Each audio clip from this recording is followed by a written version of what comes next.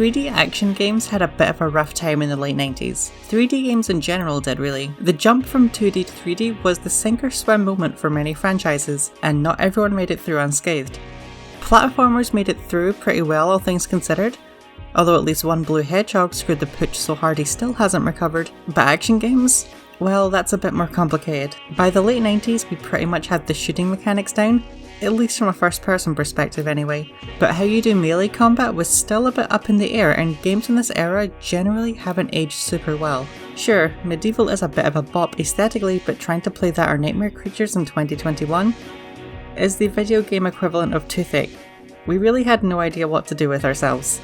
And then Ocarina of Time came along with lock-on targeting and showed us that we were all being very, very silly. Ocarina of Time may not be the first game to use lock-on, or Z-targeting as we called it back then, in 3D space, but I can't really find another game that let you do it. This was a bit of a revelation. We could now allow the player to track their enemy in 3D space and let them plan out attacks accordingly, and it worked. Loads of games took this targeting system, and it's still the standard to this day, or at least it should be.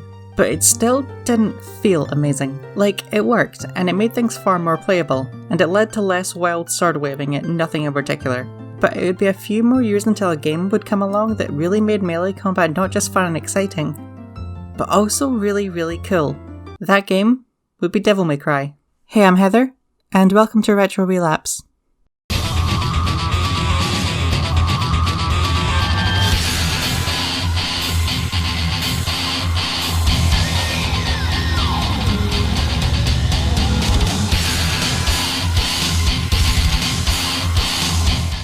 Devil May Cry is a 2001 action game developed by Capcom and directed by Hideki Kamiya, one of the industry's true oddball legends, having given us many of the best action games ever made, like A Beautiful Joe, Okami and Bayonetta. He's mostly known these days for his, well, let's just say interesting Twitter conduct. But in the late 90s into the early to mid 2000s, Kamiya was at the forefront of Capcom during their golden age. He got his start at Capcom working on the Resident Evil games as a system planner, before being promoted to the director of Resident Evil 2, when Shinji Mikami took the role of director of Dino Crisis. Resident Evil 2 is one of the best games ever made, and I could talk about it for hours. But needless to say, it was a resounding success, and Kamiya was then given the job of directing the forthcoming Resident Evil 4. Kamiya's Resident Evil 4 was initially planned to be more action-packed and emphasise coolness over sheer horror. It would follow the story of Tony Redgrave, a man with superhuman abilities. Kamiya opted to remove the fixed camera angles of the earlier Resident Evil games, replacing them with a fixed but dynamic camera system that would track the player, and remove the pre-rendered backgrounds, instead going with a fully 3D environment like the recently released Resident Evil Code Veronica. At this point though, Shinji Mikami, who had been the one to put Kamiya on this project, thought the game was straying way too far from the survival horror concept of Resident Evil. As a result, he managed to convince the entire development team to rebrand Resident Evil 4 as an entirely new and independent property. The development of Resident Evil 4 is one of those stories that has so many twists and turns that it's hard to actually get a clear picture of it, with there being at least 4 different versions including Devil May Cry, before they settled on the white-knuckle action Spanish em-up that Resident Evil 4 had become. Devil May Cry would release to critical acclaim, with it being one of the first real critical darlings of the PS2 era. Sitting at 94% on Metacritic, critics lauded Devil May Cry for its gorgeous graphics and the smooth and addictive combat.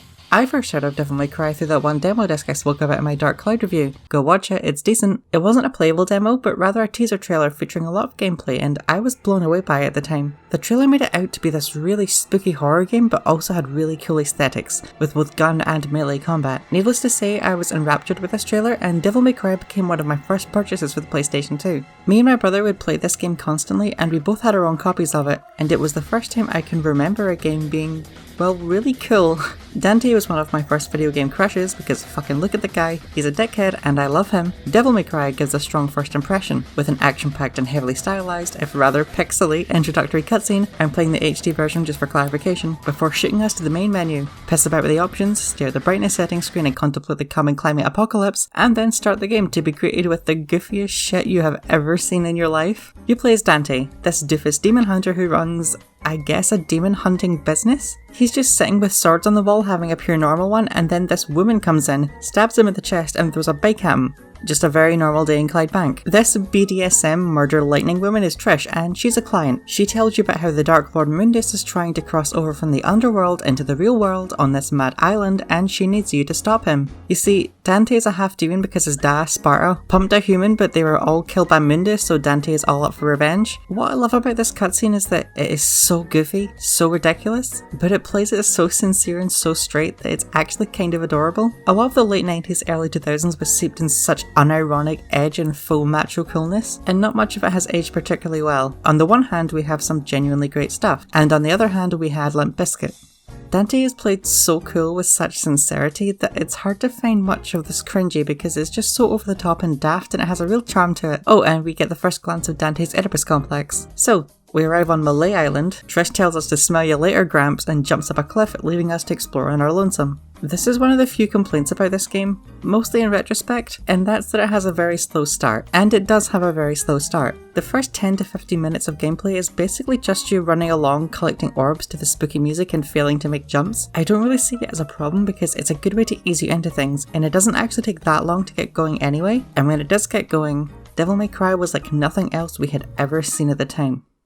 Devil May Cry would set the standard for what would become the hack and slash genre, although apparently some people call them character action games now, because they're the only action games that have characters. I don't know, it's a dumb name. I always preferred Yahtzee's Spectacle Fighter name. I'll be calling them hack and slash throughout this review because character action gives me a headache. Regardless, Devil May Cry pioneered this style of fast and fluid action in 3D space, using a mixture of melee and firearm attacks to dispose of your enemies in the coolest way possible. You're given a variety of firearms and a few melee weapons throughout the game, each with their own strengths and weaknesses, meaning certain weapons are better for certain situations, and figuring out which weapon to use for which encounter can be the difference between a successful encounter and a humiliating defeat. Throughout the game you collect orbs of several flavours, including strawberry orbs which function as currency, lemon orbs which act as lives, blueberry orbs which increase your max health, grape orbs that restore your health, and purple orbs that increase your maximum devil trigger. These orbs, by the way, are apparently crystallized demon blood. No, I'm not sure how that works either, but the game is daft. I love it.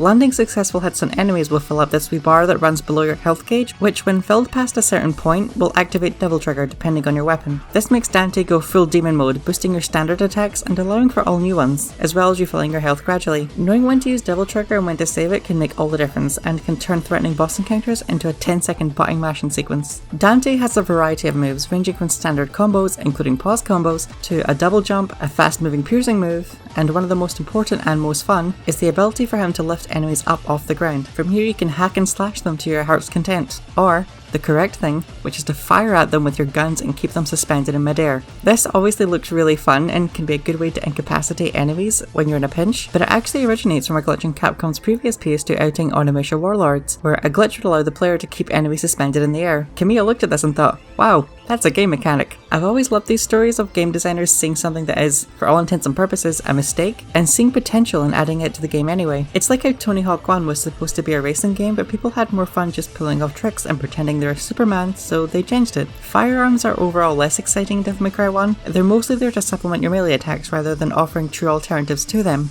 although there are enemies which are allergic to certain types of guns. Enemies in Devil May Cry are a mix of fun and exciting encounters with some actually very funny cliché horror monsters. These puppets are kind of spooky on your first encounter, and they move very erratically and they're a real joy to look at. And then there's these giant skulls. These Sin Scissors that look like the Grim Reaper and Scissor Man cosplay just look really cool and interesting. And then there's these giant spiders. There's nothing particularly spooky about them, just a normal day in Australia. This just adds to the charm for me because it's very early PS2. They all require some different tactics too. Apart from the marionettes, they're basically just cannon fodder. Sin Scissors go down really quickly to a few good shotgun shells. These giant lizards with shields are allergic to grenade launcher rounds. And these ice lizards, because why not I guess, kicked my arse when I first encountered them. But if you equip the fire gauntlets, you'll have no problem. It gives you an incentive to experiment with your loadout and find what works for you. The player expression in the combat isn't such a huge thing here, but you're very rarely entirely locked out of fighting an enemy type just because you got the wrong weapon equipped. If you're good with a weapon, you will win the fight. If you're hither with a weapon, you will lose. It's fairly straightforward.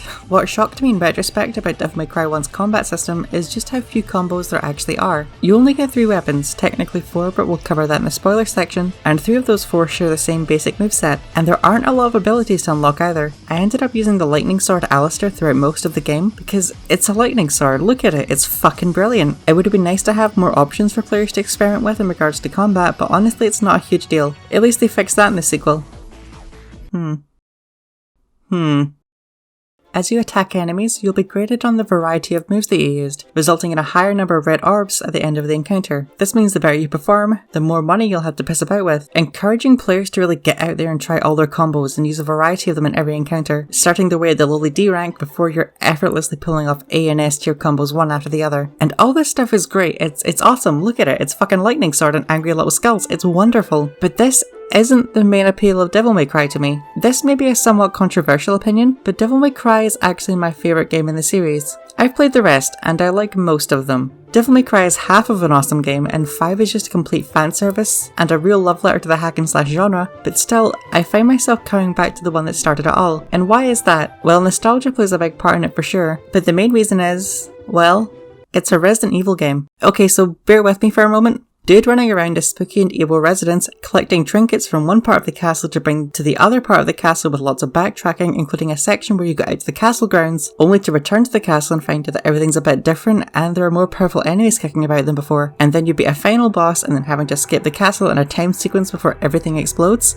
It's a Resident Evil game. Obviously it started off as Resident Evil 4. What gives it away for me is the mission structure. I do not know at which point in development Mikami threw his hands up and said, "Mate, this really isn't a Resident Evil game, what the fuck are you doing?" But this mission system is so obviously tacked on. At the end of each mission you're given a ranking and an orb bonus and a chance to upgrade your stuff. And most of these levels are short, like almost less than 3 minutes short for me, and I'm awful at video games. A lot of these missions are just like, okay, just go here. And then you spend 2 minutes getting there, and you get 2 enemy encounters and boom, mission end, D rank, have some orbs. It's really weird to me and it does seem very thrown together. These chapters tend to end after a boss encounter or after you pick up one of the trinkets you need to put somewhere else. If you remove all these mission breaks, you'd actually have a fairly decent action Metroidvania game, and I like that a lot. It just has so much Resident Evil flair to it. Everyone talks like they learned English by watching Saved by the Bell on the Moon, and these castles are just so Capcom survival horror at hearts. It's awesome. It's like one of those Resident Evil pre-release versions we never actually got. It feels like Resident Evil 3.5 in a lot of ways. Just more tubular and radical and eat my shorts and all that. I love this shit. I love Resident Evil. I love Hideki Kamiya, but if I tell him that, he'll block me on Twitter. I love Okama, and I love Bayonetta, and I fucking adore Resident Evil 2, and he's just great at this stuff. It also helps that this game is absolutely gorgeous, with the fixed camera angles really framing this environment in the best way possible. The use of lighting really complements these dark and decaying environments, and it's just dripping with atmosphere, and the soundtrack has to be heard to be believed.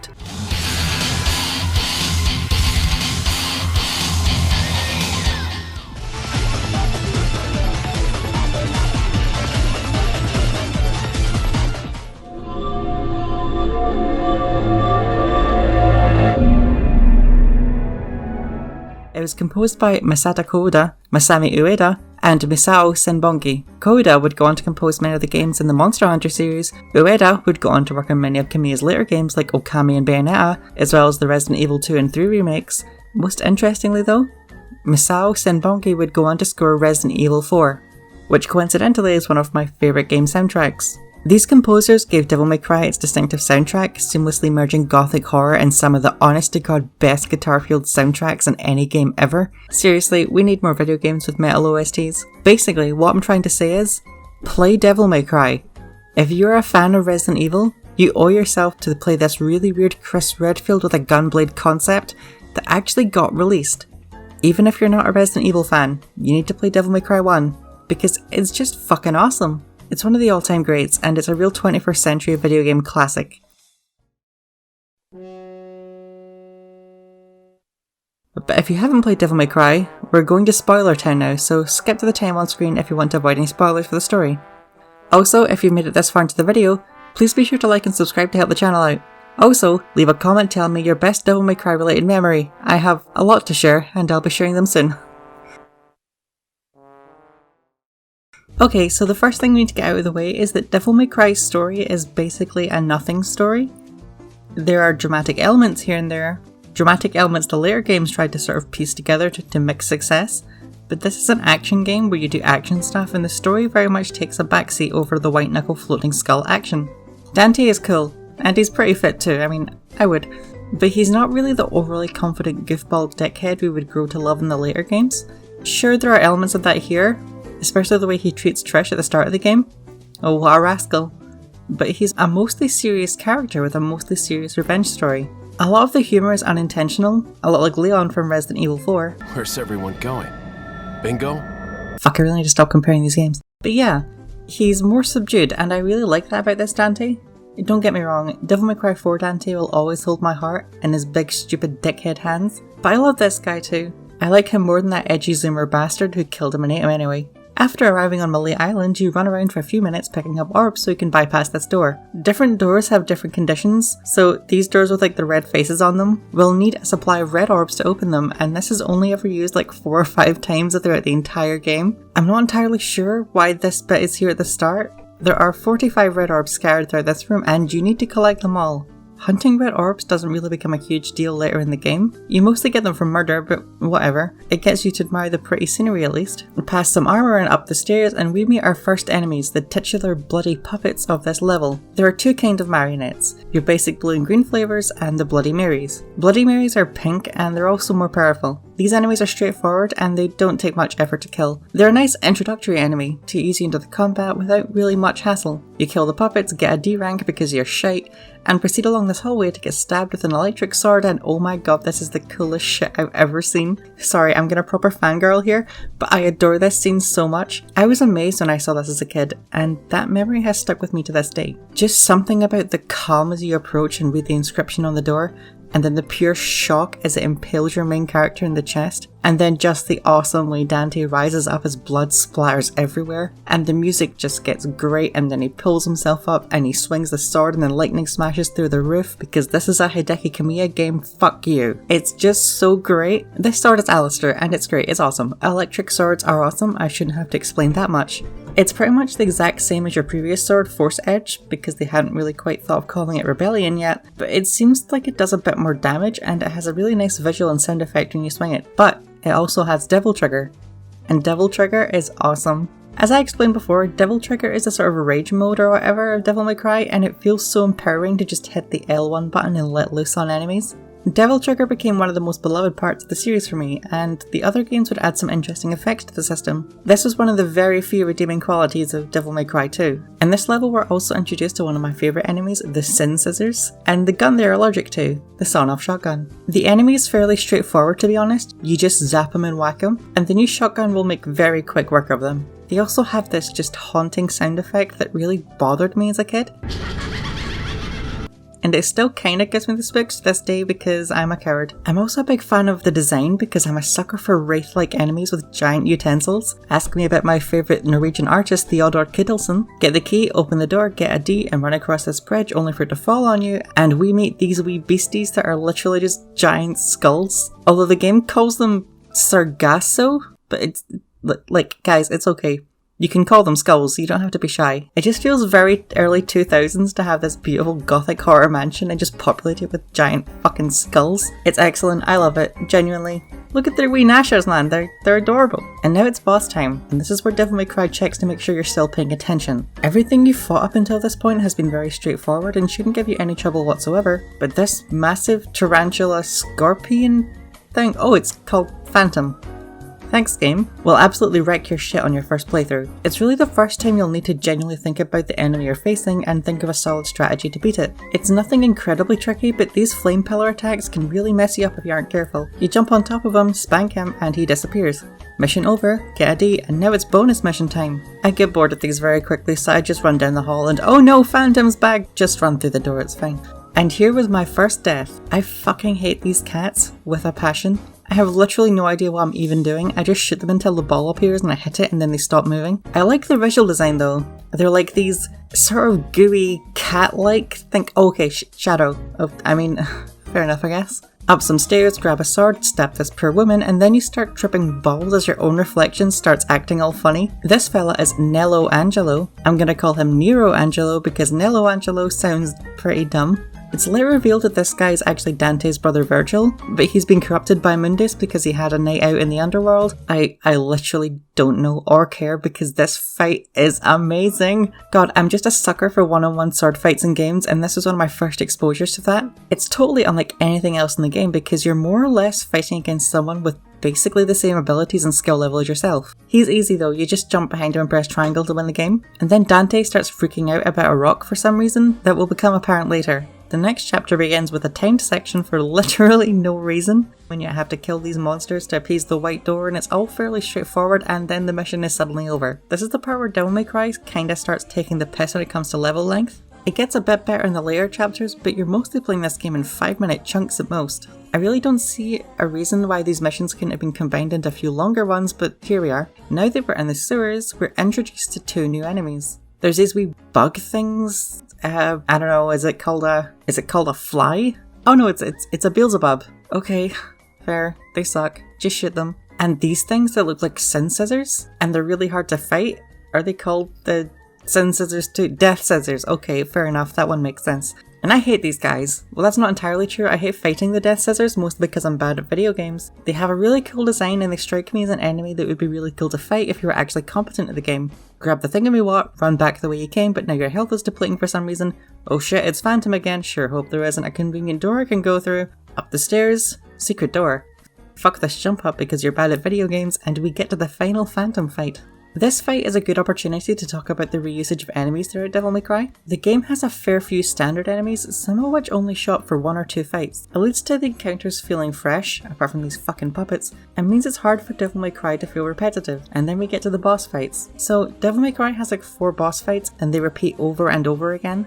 There's even a boss that makes you fight other bosses if you get caught in a certain attack.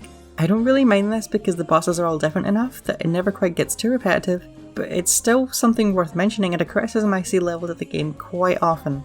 It would have been nice to have more boss variety, but this is also a game that takes 4 hours to beat, so it's not so bad. I think it troubles people because of the frequency of the boss encounters. Like, at this point we've had 4 Phantom fights, or 2 if you're a coward like me.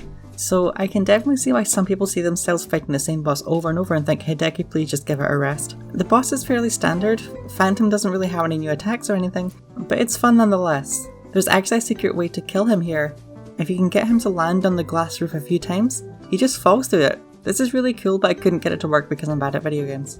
It also has the most jarring in-engine cutscene to pre-rendered video transition I've ever seen in my life, and it's hysterical. Phantom is salty that you killed him, and then he dies. And then Trish shows up to reassure us that yes, she absolutely still is in this game. Okay, so let's talk about Trish. Trish in Devil May Cry 1 is an absolute nothing character. There really isn't a whole lot to her until the very end of the game, apart from the fact that she kinda looks like Dante's mum. I reached out to Freud to do a collab in this video, but he hasn't answered my emails. So Trish is barely in this game until the last few levels, and the few times where she does appear, Dante is never like, hey, where the fuck have you been? So it's a bit ridiculous to say the least. She at least has a cool design though. Obviously she makes a return in later games and she's much cooler there, mostly because she actually shows up for work. Anyway, pilfer a corpse, go inside the mansion, fuck up this incredibly slow, simple shouting gate puzzle because you're bad at video games, and boom, we're in the garden. A side note is that I genuinely adore how this area looks. You get this lovely view of the castle in the setting sun and it really creates a wonderful atmosphere. Run across the grass and we meet these lizards with swords and shields? Is it called a shield? A blade? Okay, I mean, fucking hell. And do some platforming because this is a Hideki Kamiya game, and we get our second major weapon, Ifrit. Ifrit is a pair of gloves that are constantly on fire, and it's pretty cool. I just wish I could get my head around how to use it. It's not that hard, but I become so used to my sick-ass electricity sword that I find it really hard to break out of using it. Okay, and now it's boss fight time. This time it's an electric bird. He looks like a decaying Zapdos with 4 mouths. Oh, it's a griffin. Thanks for clearing that one up. Griffin is unique in this game because you'll mostly do the bulk of your damage with your firearms and not your sword. He also has by far the most intense maneuvering mechanics out of any boss in the game. There's just lightning bolts flying at you everywhere and he goes all B-17 on you from time to time. You'll need to keep on your toes here because he doesn't fuck about. But he goes down fairly easily like every other boss, and he flies away to lick his wounds. Set the wall on fire, encounter a new enemy that looks like a marionette, but it's called a fetish, so that's okay. More puppets, more fetishes, red orbs for a red door, commission complete, and boom, we're in Kokiri Forest. This is one of my favourite chapters in the game, not just because it looks really pretty, fog always looks great in games, but because it's actually kinda unique. So you're in this cursed forest, I guess, and you need to follow this wee light around to lead you to the correct path, and if you get the path wrong, you get yeeted to the start of the chapter. All the while dealing with a bunch of enemies in rapid succession. This is fun, I like this a lot. It adds a sense of urgency when in reality there isn't really one, and it's a nice change of pace. New enemy type, giant spiders! Because yeah, fair enough, Resident Evil and all that. What do they call these guys? They're like mini phantoms and they have the same kind of moveset. Maybe they're like, oh, it's like what the fuck is a Cyclops? Next level, new enemy. It's like a Death Scissors, but it has a scythe. Is this also called a Cyclops? It's called a Death Scythe. Down a hole, smash some doors, grab a cup, and hey look, it's Nero Angelo again. Same thing as last time, but really great soundtrack. The next mission is called Ghost Ship. And it starts with an ominous message that warns us of an upcoming underwater section. It's a really nice area, but oh my god, these underwater controls are shortening my life expectancy. They're not hard at all, and they're not even a nice change in the gameplay. They're just shite. So you grab this needle gun, which is the only underwater gun, and it can't be used on dry land. There's nothing to say about this. There's a reason no other Devil May Cry game felt the need to have underwater sections played in the first person. Having a gun you can only use in these situations just compounds the absurdity. Anyway, you go up on deck, get yeeted by a death scythe, and oh no, the ship's moving again, and oh no, Griffin appears. You just shoot him out the sky. It's fine. Actually, wait, this was a fucking hassle. Okay, so let's talk about the fact that we're on a ghost ship for a second here. This comes completely out of nowhere, and a haunted ship is like one of the settings that comes with a how to write a scary story starter kit. And I really aesthetically love this level. It's just a shame that it's a complete pain in the arse to fight in. The death scythe especially, like I know I'm bad at games, but it was a hassle. You just tend to get stuck on everything, and you can, in theory, climb these masts. But in order to do that, you have to do some platforming, and let's talk about the platforming in Devil May Cry. It's bad. Moving swiftly on. Okay, well, it's a bit more complex than that. Devil May Cry has a few platforming sections throughout the game, but it simply isn't built to handle them at all. Dante's jump arc is so fixed, and it's hard to tell where you're going to land due to the pretty piss poor camera during these sections. I do generally love the fixed angles of this game, and there's some excellent shots, and it frames this spooky castle in the most beautiful way possible, but it's not fit for purpose when it comes to platforming, especially when you're trying to climb these masts, and one miscalculated jump will send you spiraling back to the bottom to start all over again. I'm just glad there isn't any fall damage. So we tell Griffin to get the griff out, and more underwater sections because God hates us. Thankfully it's brief, and incredibly brief. Run down a hallway, up an elevator, give up on this jumping puzzle because you're bad at games, cross the mountains, and uh-oh, it's dark. Not anymore. Grab the pointy sticks and get a new gun. The Nightmare Beta. It's pretty shit, not gonna lie. I never quite figured out how to use the thing, but I'm sure better players than me can actually hit things with it. The final Griffin fight is one of the best fights in the whole game. There's even more lightning to watch out for, and it is so great. You're really gonna find yourself struggling to dodge everything as well as actually hit the guy. The atmosphere is so untouchable at this point. It's been getting just progressively darker through the whole game, and by this point it's pitch black and the weather is stormy, and this big battle arena makes this feel like a genuinely epic encounter. There's even a cool wee bit where Griffin falls out the sky and crashes through some scenery, and it feels brutal, but in the end, we do take him out. Griffin calls out for Mundus in his dying breaths, begging him for just one more chance, just a little power, to take down Dante. For the first time, we see Mundus appear and hear him talk. It turns out that Mundus is actually a bit of a prick and just straight up murders Griffin. I actually felt really bad for Griffin here. Just seeing the sheer mercilessness of Mundus in action was a really nice touch. Even Dante seems to think it was utterly sadistic. This is also where we find out that Mundus was the guy who killed Dante's family. Oh, and yeah, Trish makes her annual appearance before fucking off again. It's all dark and spooky, and we make our way back to the castle, and this is where Devil May Cry shows its horror game credentials. It isn't scary at all, but by this point the entire castle is pitch black, and not only that, but the castle itself is different. Rooms disappear entirely, and familiar rooms like where we first fought Phantom are changed in ways that seem really ominous. This is another Resident Evil trick, returning to the mansion you thought you knew, only to find out it's different somehow, and infested with new enemies. Like these wee bat things that transform into Dante's and can use Dante's moves. These little things are really interesting. They seem kinda liquid but not really, almost like they're made of plasma. Oh, I fucking nailed it! Yeah, these are alright. I never got much of a chance to properly fight them since they die so quickly on normal mode that you don't really spend much time with them. They only show up a few times throughout the whole game, which I think is a genuine shame. Make your way back to the room where you killed Phantom and get ready to fight whatever the fuck this is. No, seriously, I have no idea what this is. It's like a gooey gore puddle. It's like a nightmare. Oh, I'm on a roll. Nightmare is the final recurring boss in the game, and I still have no idea how to feel about him. On the one hand, I like the design, which it shares with the wee gun that we got not long ago, and it is kinda creepy looking. It's hard to place what or where anything really is on it. It's just a damn shame that it dies in a minute max. It gets a little harder later on, but not much. It does have a mechanic where it will drag you to the shadow realm where you have to fight enemies and previous boss battles, but this literally happened to me once through my entire playthrough. If you can dodge that, you just hit the big glowing ball thing to win the fight. Jump through some portals and get ready for yet another new enemy. This time it's Battletoads, but they're Ice Baby, and these guys handed my arse on a plate. Turns out this is because I'm a dumb bitch and couldn't figure out that fire plus ice equals win. They go down super quick to effort. I kinda like these guys, truth be told. They have some seriously high damage attacks, and one wrong move can send you reeling here. Once again, it's just a shame we only encounter them a few times because we are literally half an hour away from the end of the game at this point. Still, I have to admire Devil May Cry for introducing new enemies at the 11th hour like this. It's a bold move. This is also the point in which baby Heather couldn't figure out how to get past when I played this as a kid. My brother and I spent fucking hours trying to figure out how to beat this dragon, and we literally never did. It got to the point where we would restart the game here because we wanted to keep playing, but we just couldn't figure it out. Then, as a teenager, I learned that you just need to hit the projectile back at it. Also, as an adult, I spent way too much time on this one incredibly easy puzzle because I forgot how to use the action button, so things really change. Fun fact, you rotate this wee thing by turning the analog sticks, just like in Resident Evil 4. Grab the gubbins, go through a door, now it's time for the final Nero Angelo fight, and this is incredible. Devil May Cry steps up its boss fights in the final act, and this is my favourite in the whole game. Angelo has his helmet off, showing a guy who looks quite similar to Dante. He's super tough here too. It's a very confined space compared to the rather large open areas we previously fought him in, so it's much easier to be caught out by one of his attacks. But in the end we kill him. Nero Angelo leaves behind his amulet, the exact same as Dante's. These two halves combine and we're given the Sparta, the true form of Dante's force-edged sword that I forgot we had. It's this really cool looking sword with a long reach, but it doesn't have Devil Trigger yet, so we swap it out for Alistair and do some backtracking. And then we kill Nightmare again.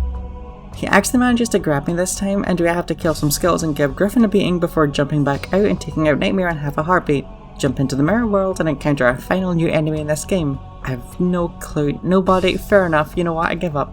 These guys are fairly straightforward and they blow up upon death. There's really not much to say about them since we're pretty much at the endgame now. I do kinda wish we had more time to fight all these cool new enemies in different environments. It's a real shame they get kinda wasted. Also, side note, this mirror would make the camera go all funky and it really messes with my eyes and I feel sick and really, oh god, it's awful. Walk into the pool of water and finally we enter the underworld to confront Mundus, but we had to finish off Nightmare first. This fight is just as straightforward as the other fights, but this time we've got Trish firing at us because it turns out Trish was created by Mundus to lure Dante to the underworld by creating a near exact replica of his mother. So yeah, Trish's heel turn can be seen from space and really shouldn't surprise anyone at this point. It does add some nice challenge to the Nightmare fight though, in that Trish is basically shooting at you from the sidelines. Her attacks don't really do much damage, but they will stagger you, leaving you open to a free hit from Nightmare. It's nice, some variety in a boss we fought before. You'll have to see it. What does surprise me is how bent out of shape Dante is when Trish is revealed to be the villain. Like, he said about 10 words to this lassie, and most of them were when she threw a fucking bike at him. So yeah, Dante has an Oedipus complex. Moving on. The next chapter is my least favourite in the game because I strongly dislike this kind of environment. It just looks really dull and boring. It also has these weird hentai monsters that come out and nip at your heels, but they're more annoying than challenging. It also has the worst platforming in the whole game, but this level is also 10 minutes long, so really, who cares? Final boss time. We confront Mundus in this really nice looking white hallway, not really what you'd expect from the Lord of the Underworld, so it's a nice touch. This heavenly facade lasts about 10 seconds as he eats Trish, Dante gets sad, and then the whole fucking room crumbles to the ground as we have to partake in a flying section that comes literally out of nowhere. This is awful, like really bad, please don't do this again, I'm begging you. But after we finish playing Star Fox, we're brought to the actual final boss. And I hate this. I really hate this. I know it's because I'm bad at games, but this fight requires platforming more nimble than these controls can provide. It's also hard to tell how far away you are from the platforms, so you'll fall into the lava quite a lot. You're supposed to use your Devil Trigger here to do any real damage to Mundus, and the quickest way of refilling your Devil Trigger is to attack these wee floating balls.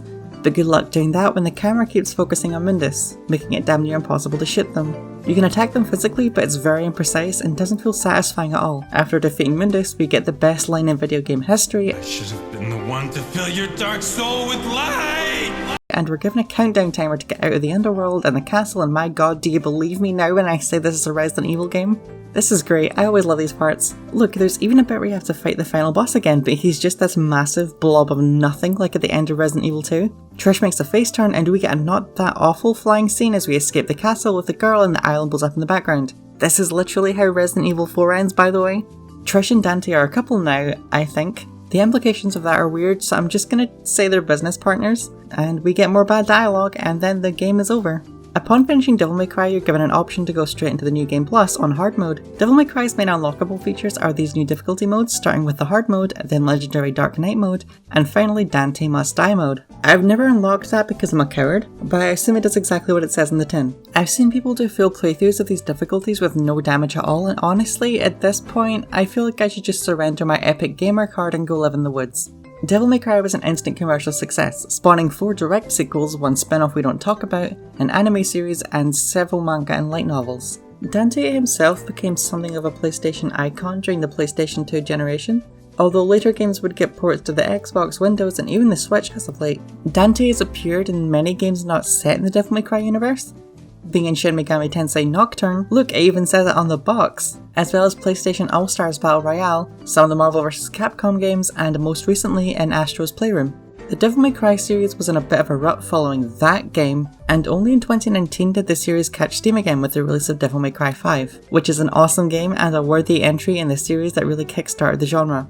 As of right now, the Devil May Cry series seems to be going stronger than ever, with ports of the series releasing on the Switch, and an enhanced version of DMC5 on PS5. I can't wait to see where the series goes next, but my heart will forever belong to this weird PS2 game that has Resident Evil's blood running through its veins.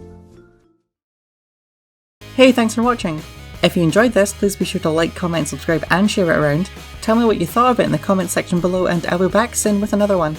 Until then, I'm Heather, and I'll catch you later.